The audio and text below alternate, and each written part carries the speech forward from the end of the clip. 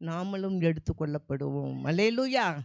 அன்பான தேவஜனமே, மறுபடியும் அவர் வரும்பொழுது நாம எடுத்துக்கொள்ளப்பட வேண்டிய நாட்கள் வரப்போகிறது. இந்த கடைசி நாட்களில் எவ்வளவு பெரிய ஆபத்துக்கள், விபத்துக்கள், சூறாவளி போல சூழ்ந்து கொண்டு இருக்கிறது. மனதில் நிம்மதி இல்லை, சமாதானம் இல்லை, அமைதி இல்லை. உலகத்தில், தேசத்தில் நிம்மதி இல்லாதபடி, சமாதானம் இல்லாதபடி காணப்படுகிறது. என்ன நடக்குமோ, எப்படி நடக்குமோ, காலையில் எழுந்தா டிவியை பார்த்தா என்ன நடக்குமோ என்ற ஒவ்வொருவருடைய இருதயமும் கலங்கி கொண்டிருக்கிறது. உங்களையும் என்னையும் கர்த்தர் இந்த நேரத்தில் கொண்டு வந்ததற்காக அவருக்கு 1000 கோடி ஸ்தோத்திரம் பண்ணுவோம். ஏனென்றால் இன்னைக்கு மரித்து போவார்கள், ஆனால் நாமளும் ஒரு நாள் மரிப்போம். நாம் எங்கே போவோம்? எங்கே போவோம்? நித்திய ஜீவனுக்கு போவோம். அல்லேலூயா.